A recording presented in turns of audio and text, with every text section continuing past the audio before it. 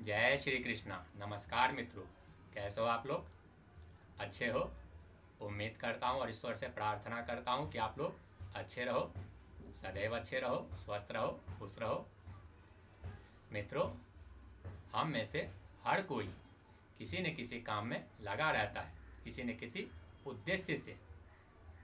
उसमें अधिक से अधिक पदोन्नति के लिए, तरक्की के लिए, सफलता के लिए, चाहे वो शिक्षा से संबंधित हो, व्यवसाय से संबंधित हो या कोई भी कार्य हो, हर कार्य किसी न किसी उद्देश्य से सफलता और उसमें अधिक से अधिक पदोन्नति के लिए, अधिक से अधिक लाभ के लिए करते हैं। मित्रों, हर कोई यह जानना चाहता है कि जो वह कार्य कर रहा है उसमें सफलता उसे कब मिलेगी, कैसे मिलेगी। आइए मित्रों, इससे संबंधित कुछ विशेष बातें, विशेष तथ्य जाने। मित्रों, यदि आप शिक्षा से संबंधित पढ़ाई लिखाई कर रहे हो, कुछ भी कर रहे हो, या व्यवसाय जो भी कर रहे हो मित्रों, यदि आपको उसमें अधिक से अधिक लाभ या सफलता नहीं मिल रही, तो मित्रों आप अपने जन्म कुंडली का अध्ययन करें। किस किस चीज़ का अध्ययन करें? सबसे पहले आप अपने लग्न का, पहले भाव का और उसका अधिपति का अध्ययन करें। देखें कि वो किस अवस्था में है, कैसी अवस्था में है, अच्छी अवस्था में है या फिर बुरी अवस्था में है। यदि वो अच्छी अवस्था में नहीं है तो किस वजह से अच्छी अवस्था में नहीं है, क्यों कमज़ोर है। आप पहले उसको मजबूत करें, अच्छी अवस्था में लाएं। उपाय बहुत सारे हैं, बीज मंत्रों से करें, वैदिक मंत्रों से करें, सेवा से करें, पूजा पाठ, धर्म कर्म, जब तक, हवन पूजा, बहुत सारे उपाय हैं। अगर आप करना चाहें तो सरल उपाय भी हैं, बीज मंत्र हैं, इसका मैंने कार्यक्रम बना रखा है। तो देखें आपके लग्न और लग्नेश क्यों कमज़ोर हो रहे हैं, किस वजह से कमज़ोर हो रहे हैं। जिस वजह से भी कमज़ोर हो रहे हो, आप उस ग्रह को मजबूत करें, अच्छी अवस्था में लाएं। और जो भी राशि यहाँ पे बन रही हो, जो भी राशि, आप उसके स्वामी को आप मजबूत करें, अच्छी अवस्था में लाएं। यदि वो कमज़ोर हैं तो भी, और अच्छी अवस्था में है तो भी, विशेषकर यदि वो कमज़ोर अवस्था में है तो आप इसको मजबूत करें, अच्छी अवस्था में लाएं। इसके बाद मित्रों, यदि आप भाग्य भाव का भी अध्ययन कर लें एक बार, क्योंकि किसी भी कार्य में अधिक से अधिक लाभ और सफलता पाने के लिए भाग्य का साथ मिलना बहुत ज़रूरी होता है। तो आप भाग्य भाव का अध्ययन एक बार अवश्य कर लें। यदि भाग्य भाव किसी वजह से कमज़ोर हो रहा हो, पीड़ित हो रहा हो, तो आप उसको ठीक करें। जैसे कि मैंने कहा, उपाय बहुत सारे हैं। बीज मंत्र आप देख सकते हैं, एक कार्यक्रम बीज मंत्रों का है, उसमें तो आप बीज मंत्रों से उसको मजबूत कर सकते हैं। बहुत सारे उपाय हैं, तो इसको आप अच्छी अवस्था में लाएं। जिस वजह से भी कमज़ोर हो रहा हो उसको अच्छा करें। यदि इस पर किसी पापा ग्रह की दृष्टि हो रही हो या फिर इसका भावपति किसी अच्छे भाव में ना बैठा हो, छठे, आठवें, 12वें में बैठा हो, तो इसके भावपति को आप मजबूत कर सकते हैं बीज मंत्रों से, वैदिक मंत्रों से। उपाय बहुत सारे हैं। इसके अलावा मित्रों, सफलता और असफलता का मुख्य कारक सूर्य देव होते हैं।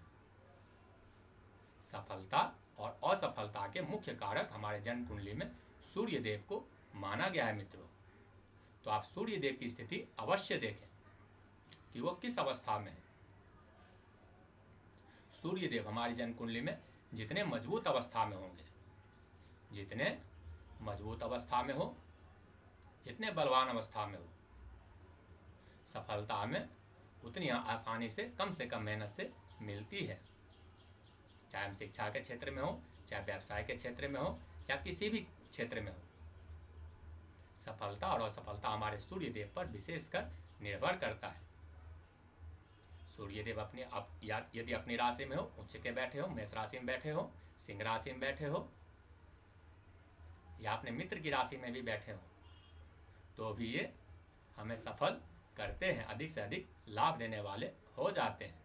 इसके अलावा ये पीड़ित हो तो हमें ये सफल होने में कई तरह से मुसीबतें, कई तरह से बाधाएं आती है। यदि विशेष पीड़ित हो तो अधिक से अधिक समस्याएं आती है मित्रों। यदि ये अंश बल से कमजोर हो, पाप कर्तव्यों में फंसे हो, किसी भी तरह से पीड़ित हो, जितने अधिक पीड़ित होंगे समस्या उतनी अधिक आएगी, उतना अधिक आएगा। तो सबसे पहले मित्रों आप लग्न भाव, पहला भाव, भाग्य भाव और सूर्य की स्थिति को देखें। इनमें से कौन सा कमजोर है? मुख्य तौर पे आप सूर्य की स्थिति अवश्य देखें, अवश्य देखें। सूर्य की स्थिति बताएगी आपको कि आप आसानी से सफल होंगे या संघर्ष के अधिक से अधिक संघर्ष करने के बाद। मित्रों, यदि सूर्य देव अधिक से अधिक पीड़ित हो, विशेष पीड़ित हो, तो यह हमें जल्दी सफल होने ही नहीं देता। सूर्य देव यदि नवम भाव यहाँ पर बैठे या दसम भाव में बैठे, यहाँ पर बैठे और अच्छी अवस्था में हो, तो यह हमें अधिक से अधिक जल्दी सफल कराते हैं। सरकारी नौकरी में यदि नौकरी की तैयारी आप कर रहे हैं तो जल्दी सफल कराते हैं। और यदि अच्छी अवस्था में हो, यदि आप व्यापार कर रहे हैं या कुछ भी कर रहे हैं, यदि सूर्यदेव एकादशवें स्थान में विशेषकर बैठ जाए तो मित्रों यह हमें अधिक से अधिक लाभ देने वाले हो जाते हैं। ऐसी अवस्था में पैसों की कमी, नकदी की कमी हमारे पास कभी नहीं होती, कभी नहीं, यदि अच्छी अवस्था में हो तो। मित्रों, सूर्यदेव यदि पहले अवस्था में बैठ जाए तो ये हमारी पर्सनैलिटी, हमारी छवि को चमका देते हैं, विशेष मान सम्मान पाने वाले बना देते हैं। यदि ये तीसरे भाव में बैठ जाए, तीसरे भाव में, तो ऐसी अवस्था में ये हमें विशेष पराक्रमी, विशेष साहसी और भाग्यशाली भी बना देते हैं मित्रों, यदि अच्छी अवस्था में हो तो। विशेषकर सूर्यदेव यदि आठवें भाव में, इस भाव में या 12वें भाव में बैठे और उन पर किसी पापक ग्रह की दृष्टि हो जाए तो मित्रों ऐसी अवस्था में सूर्यदेव विशेष कमजोर हो जाते हैं और हमें कई बार अधिक से अधिक परिश्रम करने के बाद ही सफल होने देते हैं या फिर होने ही नहीं देते। तो मित्रों, ऐसी अवस्था में आप सूर्यदेव को प्रतिदिन अर्घ्य दें, चाहे आपकी किसी भी लग्न की कुंडली हो, किसी भी लग्न की। यदि आपकी जन्म कुंडली में सूर्यदेव अच्छी अवस्था में भी हैं तो आप सूर्यदेव को प्रतिदिन जल दें, पीतल या तांबे के लोटे में जल दें, प्रयत्न करें प्रतिदिन जल देने के। सूर्यदेव यदि मजबूत होंगे तो आप अधिक से अधिक सफल होने की आपकी संभावना अधिक से अधिक हो जाती है। मित्रों, सफलता और भी ग्रहों के ऊपर निर्भर करता है, लेकिन मुख्य तौर पे इसके कारक सूर्यदेव हैं, सूर्यदेव है। इसके अलावा जैसे कि मैंने कहा, आप अपने लग्न और अपने भाग्य का भी अध्ययन अच्छे से कर लें। अब मित्रों, सूर्यदेव यदि अच्छी अवस्था में हो तो हमें सफलता कब मिलेगी, हमें सफलता, यह जानते हैं।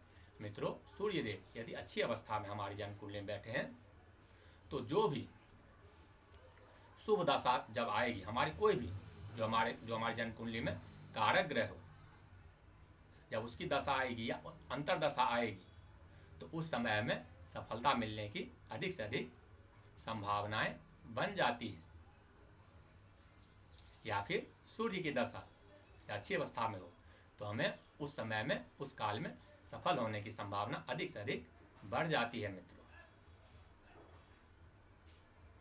मित्रों, सूर्यदेव यदि आप सूर्यदेव को मजबूत कर लें, अच्छी अवस्था में कर लें, चाहे आपकी किसी भी लग्न की कुंडली हो, जैसे कि मैंने कहा किसी भी अवस्था में सूर्यदेव बैठे हो, तो आपको, यदि आप व्यापार कर रहे हैं तो लाभ आपको अवश्य मिलेगा, आपको उसका असर अवश्य दिखेगा। यदि आप पढ़ लिख रहे हो और बार बार असफल हो रहे हो तो सूर्यदेव को आप प्रतिदिन अर्घ्य दें, प्रतिदिन आपको सफलता में आसानी होगी, सफलता आपको मिलेगी। यदि आप प्रतिदिन इनको जल देते हो, सूर्य हृदय स्तोत्र भी आता है, अगर आप रोज नहीं प्रतिदिन है तो कम से कम अगर रविवार को भी इसका पाठ करते हो तो इसका लाभ आपको अवश्य मिलेगा, अवश्य मिलेगा। इसके विपरीत मित्रों, यदि सूर्यदेव हमारे जन्म कुंडली में कमजोर हो, अच्छी अवस्था में नहीं हो और उनकी दशा चल रही हो, उनकी दशा चल रही हो, हमारा लग्न और लग्नेश भी कमज़ोर हो, ये भी कमज़ोर हो, तो ऐसी अवस्था में बार बार प्रयत्न करने पर भी सफलता नहीं मिलती, असफलता मिलती है। यदि हम व्यापार कर रहे हैं तो ऐसी अवस्था में हमें कई तरह के नुकसान, बार नुकसान झेलना पड़ता है, कई बार हमें कारण वजह पता भी नहीं चलता। तो मित्रों, अपने लग्न को, लग्नेश को, भाग्य भाव को और सूर्यदेव को, यदि आपने इन तीनों को मजबूत कर लिया, अच्छी अवस्था में ला लिए, तो आप हर चीज़ में सफल होंगे, यह निश्चित है। आप इनको बीज मंत्रों से, वैदिक मंत्रों से इसको मजबूत कर सकते हैं, अच्छी अवस्था में ला सकते हैं। जिस वजह से भी ये कमज़ोर हो रहे हो, आपकी कुंडली, आपके लग्नेश कमज़ोर हो रहे हो, लग्न कमज़ोर हो रहे हो, आपके लग्न और लग्नेश जिस वजह से भी कमज़ोर हो रहे हो, भाग्य और भाग्येश जिस वजह से भी कमज़ोर हो रहे हो, सूर्यदेव जिस वजह से भी कमज़ोर हो रहे हो, आप इनका उपाय करें। यदि बीज मंत्र देखना चाहें इनके छोटे मंत्र, तो मैंने इसके लिए कार्यक्रम एक बना रखा है, जैसे कि मैंने कहा, आप उसको देख सकते हैं। बीज मंत्रों का जाप करके उसमें विधि बताई गई है, कब करना है ये भी बताया गया है मित्रों, तो आप उसका लाभ उठा सकते हो, फायदा उठा सकते हो, तो करें मित्रों। तो मित्रों, आज का हमारा कार्यक्रम, आज का हमारा विषय यही था। उम्मीद है, मुझे आशा है आपको समझ में आया होगा। यदि नहीं समझ में आया, कोई उलझन है, तो आप कमेंट बॉक्स में लिखें या व्हाट्सएप पे लिखें, जवाब आपको मिलेगा, यह निश्चित है। मित्रों, यदि यह कार्यक्रम आपको अच्छा लगा हो, पसंद आया हो, तो उसको लाइक करें, सब्सक्राइब करें, विशेषकर वो दर्शक जिन्होंने अभी तक लाइक या सब्सक्राइब नहीं किया। तो मित्रों, आज के कार्यक्रम को, अपनी वाणी को यहीं विराम देते हैं। मिलते हैं अगले वीडियो में अगले विषय के साथ। तब तक के लिए धन्यवाद, नमस्कार, जय श्री कृष्णा। ईश्वर आपको और आपके परिवार को खुश रखे, सुरक्षित रखे, आपकी सभी मनोकामनाएं पूर्ण करे। जय श्री कृष्ण मित्रों।